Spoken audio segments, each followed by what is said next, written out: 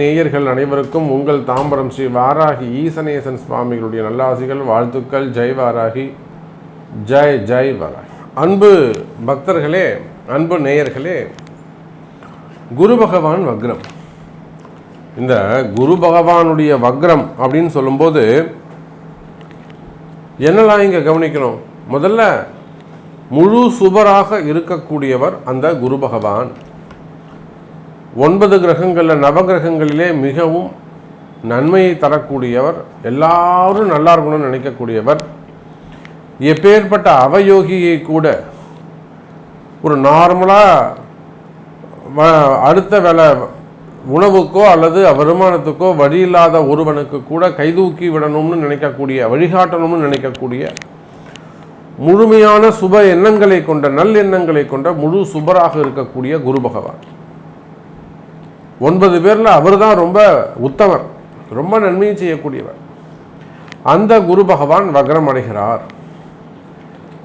அப்போ அந்த குரு வக்ரம் அடைகின்ற பொழுது அந்த குரு வக்ரத்தால் உலக மக்களுக்கோ அல்லது தேசத்திற்கோ நாட்டிற்கோ அல்லது ஒவ்வொரு ராசி அன்பர்களுக்கும், அதே போல நட்சத்திர வாரியாக, நட்சத்திரத்தின் பாதங்கள் வாரியாக,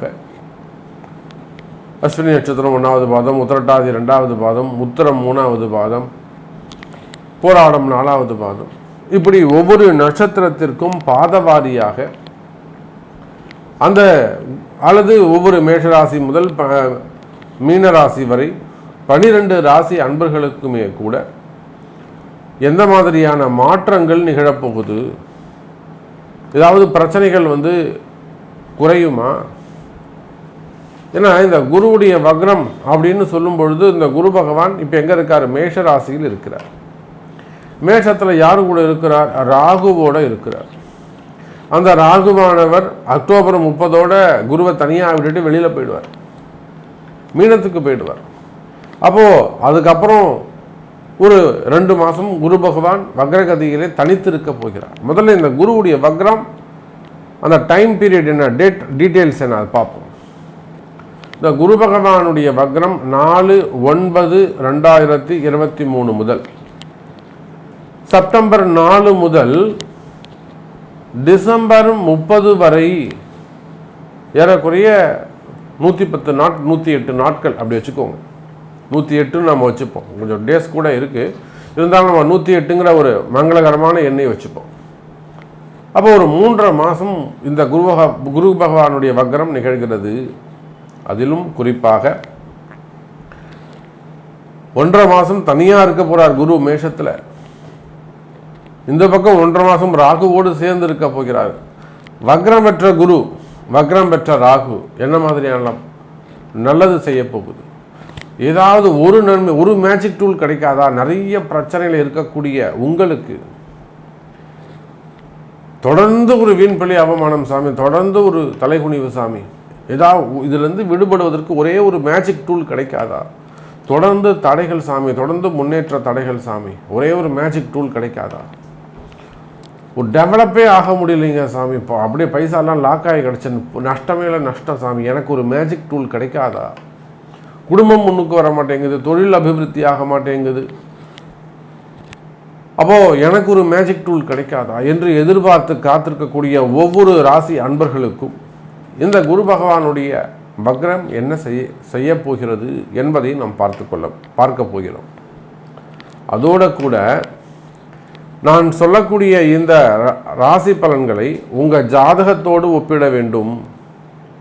உங்கள் பர்த் சார்ட்டை எடுத்து வச்சு உங்கள் பர்த் சார்ட்டில் நான் சொல்கிற மாதிரி அந்த ராசியில் அல்லது மேஷத்தில் குரு இருக்காரான்னு பாருங்கள்,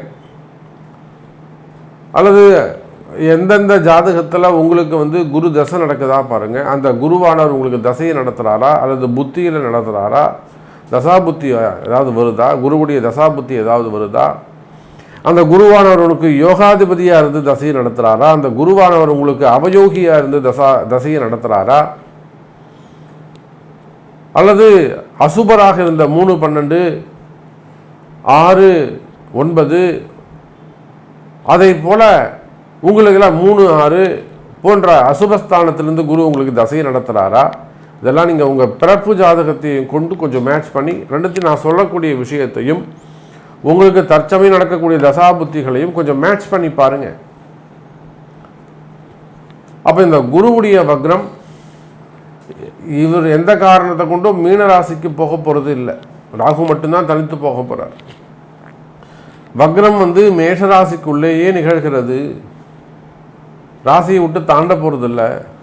அப்போ செப்டம்பர் 4ஆம் தேதி முதல் டிசம்பர் 30ஆம் தேதி வரை நடக்க இருக்கின்ற இந்த குரு வக்ரம் உங்களுக்கு என்ன மாதிரியான பலனை தருது அப்படிங்கிறத பார்க்கலாம் வாங்க. அன்பார்ந்த மீனராசி அன்பர்களே, மீனராசி அன்பர்களே, இந்த குரு பகவானுடைய வக்ரம் நிச்சயமாக உங்களுக்கு நன்மையை தரப்போகிறது. காரணம் என்னன்னு கேட்டிங்கனாக்கா, மீனராசி என்பதிலே உங்கள் எல்லாருக்குமே தெரியும். மெயினாக நான் உங்களுக்கு சொல்லணும் வேண்டியது என்னன்னு கேட்டிங்கனாக்கா, நீங்கள் என்ன மாதிரியான பொசிஷனில் இருக்கீங்க, என்ன மாதிரி சுச்சுவேஷனில் நீங்கள் இருக்கீங்க, என்ன மாதிரியான ட்ரபுளில் நீங்கள் இருக்கீங்கிறது நிச்சயமாக என்னால் உணர முடியும். இன்னும் கூட அக்யூரேட்டாக சொல்லணும்னா, நிறைய மீனராசி என்பர்கள் பலவிதமான ஒரு நார்மலாக ஒரு நல்ல ஜாதகம், வலுவான ஜாதகம், எந்த பிரச்சனையுமே இல்லை அப்படின்னு சொல்லக்கூடியவங்களுக்கு கூட அதிகமான எக்ஸ்பென்சஸ், ஒரு வண்டி அடிபடலாம், ஒரு ஆக்சிடெண்ட் ஆகலாம், அல்லது ஒரு டெக்னிக்கல் ப்ராப்ளம் ஏற்படலாம், அவங்களுக்கு ஒரு வீண் விரயங்கள் ஏற்படும். யாருக்கு நல்லா இருக்கிற ஜாதகத்துக்கு, வலுவாக இருக்கிற ஜாதகத்துக்கே. அப்போது கொஞ்சம் மோசமான ஜாதகம் என்ன ஆகும், ஹெல்த் இஷ்யூஸ் வந்துடும், உடம்பு அப்படியே பாதிக்கப்பட்டுடும், தூக்கி கொண்டு போய் படுக்க வச்சு ஒரு பேஷண்ட்டாக மாற்றிடும், பர்மனெண்ட் டிசீஸை கொடுத்துரும். அப்போ இன்னும் கொஞ்சம் மோசமான ஜாதகமாக இருக்குது, பிஸ்னஸ் ப்ராப்ளமாக இருக்கும், இன்னும் கொஞ்சம் மோசமான ஜாதகம், கடன் பிரச்சனைகள், ரொம்ப லாக் ஆகிடுவாங்க, உள்ளே போய் லாக் ஆகிடுவாங்க. சக்கரவியூகம் மாதிரி, அபிமன்யு மாதிரி உள்ளே போயிடுவாங்க, வெளியில் வர தெரியாது, உள்ளே போய் சட்ட சிக்கலில் மாட்டிப்பாங்க, அதுலேருந்து வெளியில் வர தெரியாமல் முழிச்சுக்கிட்டு இருப்பாங்க. இவங்களும் என்னென்னவோ பிரம்ம பிரயத்தனம் பண்ணுவாங்க, தனக்கு தெரிஞ்ச எல்லா விஷயங்களையும் எடுத்து முயற்சி, எல்லா ஆயுதங்களையும் எடுத்து முயற்சி பண்ணுவாங்க. ஆனால் அந்த சட்ட சிக்கல்லேருந்து இவங்க வெளியில் வர்றதுக்கு தெரியாது. அதே போல் கடன் சுமைகள், கடன் பிரச்சனைகள், நிறைய மீனராசி நண்பர்கள் கடன் பிரச்சனை இருக்கிறத நம்ம பார்க்குறோம். அதுவும் இந்த கிரெடிட் கார்டு, இன்னும் சொல்லப்போனால் இந்த ஆன்லைன் ரம்மி, நிறைய பேட் ஹேபிட்ஸு. இந்த மீனராசி அன்பர்கள் அதேபோல் ஹோட்டல்ஸ் வச்சு நடந்து லாஸ் ஆனவங்க, கடைகள் வச்சு லாஸ் ஆனவங்க, பிஸ்னஸ் ஒரு கட்டுக்குள்ளே இருக்கிறது, கட்டுப்போட்டா மாதிரி இருக்கிறது. இந்த மாதிரி மீனராசி அன்பர்களே, உங்களுடைய சுச்சுவேஷன், நீங்கள் என்ன மாதிரியான சூழ்நிலைகள் இருக்கிறீங்கன்றது எனக்கு தெரியும். எனக்கு தெரிஞ்சு ஒரு ஹையர் பொசிஷனில், ஒரு பெரிய டெம்பிளில் ஒரு பெரிய கமிட்டி மெம்பராக இருக்காங்க, ஒரு அறங்காவலர் குழுவாக இருப்பாங்க, ஒரு பெரிய கமிட்டி மெம்பர்ஸ், நமக்கு அருகாமையில் இருக்கக்கூடிய வேர்ல்டு ஃபேமஸ் ஒரு டெம்பிள், அந்த கோவிலில் ஒரு நல்ல ஒரு ஹையர் பொசிஷனில் நல்ல ரேங்கில் இருக்கிறாங்க. அவங்க அந்த கமிட்டியில் ஒரு ப்ராப்ளம், ஒரு தேவையில்லாத ஒரு வீண்பழி அவமானங்கள் மாதிரி, அந்த வேலை செய்கிற இடத்துல கமிட்டி மெம்பர்ஸ்குள்ளே ஒரு போட்டி பொறாமை, இதெல்லாம் அங்கே ஏற்படுது. அப்போது அவங்களுக்கு ஒரு பிரச்சனை வருது, அது மூலிமா நம்மக்கிட்ட வாராகிக்கிட்ட வராங்க, வாராகி அம்மா அதை செஞ்சு கொடுக்குறாங்க.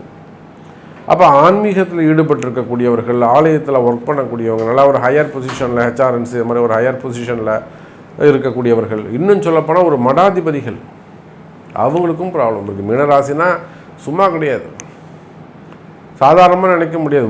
இவங்களுக்கெல்லாம் பிரச்சனை இருக்குன்னு நீங்கள் நினச்சே பார்க்க மாட்டீங்க. மடாதிபதிகள், ஹிமாச்சல் ஒரு மடாதிபதி, அவங்க நம்ம வாராகிக்கிட்ட வராங்க, ஒரு சில விஷயங்கள் கேட்குறாங்க, அவங்களுக்கு நாம் ஒரு சில ஹோமங்கள் செஞ்சு கொடுக்குறோம்.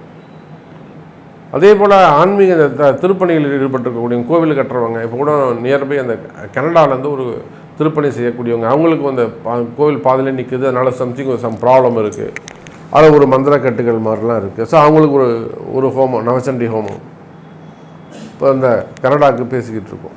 அப்போ அந்த மீனராசி என்பவர்களே, உங்களுடைய கால சூழ்நிலைகள் என்ன, ஒரு 3 வயசு குழந்தையாக இருந்தாலும், 30 வயசு பருவத்தில், வாலிப பருவத்தில் இருந்தாலும், அல்லது அதை கடந்து ஒரு 45 வயசு, 60 வயசு, அது வயோதிக பருவத்தில் இருந்தாலும் மீன ராசியாக நீங்கள் இருப்பீர்களேயானால் உங்களுடைய கஷ்டம் என்ன, நீங்கள் எந்த மாதிரியான கஷ்டத்தில் இப்போ இருப்பீங்க, கடன் சுமைகள், கடன் பிரச்சனைகள், வம்பு வழக்குகள், அதிகப்படியான கடன் சுமைகள், கட்ட முடியாத மீள முடியாத கடன் சுமைகள் நிறைய எனக்கு தெரிஞ்சு மீனராசி நண்பர்கள்லாம் கடைசி நேரத்தில் வருவாங்க. ஏழும்போது சாமி நம்ம எப்படியாவது இந்த ஏழத்தனை நம்ம தட்டி நிப்பாட்டணும் அப்படின்னு வரக்கூடியவங்களாம் இருக்காங்க. ஷேர் மார்க்கெட்டில் இன்வெஸ்ட் பண்ணிவிட்டு 10 பேர் 20 பேர் காசு வாங்கி இவங்க பொறுப்பாக போட்டிருப்பாங்க, நிறைய சம்பாரித்து கொடுத்துருப்பாங்க. ஆனால் கடைசி கொஞ்சம் நேரத்தில் ஒரு லாஸ் வரும், உடனே போட்டவங்கெல்லாம் நீ தான் கொடுக்கணும் அப்படின்வாங்க. ஸோ அதெல்லாம் நம்ம பார்க்குறோம். கோடியாக சம்பாரித்து கொடுத்துருப்பான், அப்போலாம் ஒன்றுமே சொல்ல மாட்டான். நஷ்டம்னு வரும்போது மட்டும் நீ தான் கொடுக்கணும் அப்படின்ட்டுவான். அப்போ அந்த மாதிரியெல்லாம் கூட நிறைய ட்ரபிள்ஸ் வந்துருக்கு நம்ம பார்த்துருக்கோம். அதே போல் பெரிய தொழில் செய்யக்கூடியவர்கள், பில்டர்ஸ், பெரிய பெரிய பில்டர்ஸ், அந்த தொழில் செய்யக்கூடியவங்க, கனிம வளங்கள், தாது பொருட்கள், மினரல்ஸ், அந்த குவாரிகள் இதெல்லாம் வச்சு நடத்தக்கூடியவங்க, டிரான்ஸ்போர்ட்ஸ், பெரிய பெரிய டிரான்ஸ்போர்ட்ஸ்லாம் வச்சு நடத்தக்கூடியவர்கள், இதெல்லாம் நிறைய விஷயங்கள் தொழில் செய்யக்கூடியவங்களெல்லாம் கூட பெரிய பிரச்சனைகள் இருந்து நம்ம வாராகி அம்மன் உங்களுக்கு நிச்சயமாக கை கொடுத்துருக்காங்க.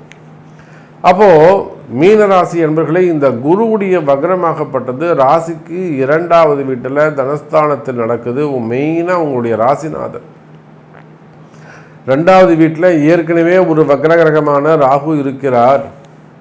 நீங்கள் எந்த தொழில் செய்பவராக இருந்தாலும் அல்லது எனி பிஸ்னஸ், எந்த வேலை, அதே போல் எந்த வேலை செய்பவராக இருந்த உள்நாடு வெளிநாடு, government job, private job, higher position, எந்த வேலை செய்பவராக இருந்தாலும் எந்த தொழில் செய்பவராக இருந்தாலும் நிச்சயமாக கவலை வேண்டாம் மீனராசி என்பர்களே. இந்த குருவுடைய வக்ரம் உங்களுடைய பிறப்பு ஜாதக பிரகாரம் ஏதேனும் ஒரு நன்மையை செய்யும். எனக்கு இந்த நன்மையை செய்யுமா சாமி, அல்லது எனக்கு இந்த நன்மையை நடக்குமா சார் அப்படின்னு கேட்டிங்கனாக்கா அதுக்கு உங்களுடைய பிறப்பு ஜாதகம்தான் முக்கியம். நீங்கள் எவ்வளோ பெரிய செல்வந்தராக இருந்தாலும், எவ்வளோ பெரிய அரசியல் தலைவராக இருந்தாலும், சினிமா துறையாக இருந்தாலும், மீடியா துறையாக இருந்தாலும், சின்ன துறையாக இருந்தாலும், அல்லது மடாதிபதிகளாக இருந்தாலும், அரசியல் தலைவர்களாக இருந்தாலும், எந்த தொழில் செய்பவராக இருந்தாலும் உங்களுடைய பிறப்பு ஜாதகம்தான் ரொம்ப முக்கியம். உங்கள் பிறப்பு ஜாதகம்தான் முடிவு செய்யும். அப்போ உங்களுக்கு நல்லது நடக்குமா, நன்மை நடக்குமா அப்படிங்கிற கேள்விக்கு எப்போ நடக்கும், எப்படி நடக்கும், நடக்குமா நடக்காதா, வின் பண்ண முடியுமா, இந்த பிரச்சனை சட்ட சிக்கல் வெளியில் வருவீங்களா, இதை காப்பாற்றுறதுக்கு என்ன செய்யணும், அந்த பரிகாரங்கள், இது எல்லாமே இந்த கேள்வி, எல்லா கேள்விக்கும் பதில் எங்கே இருக்குனாக்கா உங்கள் பிறப்பு ஜாதகத்தில் தான் உள்ளது. ஸோ உங்கள் பிறப்பு ஜாதகத்தை கொண்டு நீங்கள் அதை தெரிந்து கொள்ளுங்கள் என்பதை தெரிவித்துக்கொண்டு, இந்த குருடைய வக்ரம் உங்களுக்கு நன்மையை செய்யட்டும், வாராகி ஆசீர்வாதம் உங்களுக்கு உண்டு என்பதை தெரிவித்துக்கொண்டு மீண்டும் வேறொரு அதி அற்புதமான பதிவில் உங்களை சந்திக்கிறேன். அதுவரை உங்களிடமிருந்து விடைபெறுவது உங்கள் தாம்பரம் ஸ்ரீ வாராகி ஈசனேசன் சுவாமிகள். ஜெய் வாராகி, ஜெய் ஜெய் வாராகி. ஸ்ரீ குபேரன் டிவியை பார்த்தமைக்கு நன்றிகள். மேலும் இது போன்ற தகவல்களை தெரிந்து கொள்ள ஸ்ரீ குபேரன் டிவியை சப்ஸ்கிரைப் செய்யுங்கள். மறக்காமல் பெல் ஐக்கானை கிளிக் செய்யுங்கள்.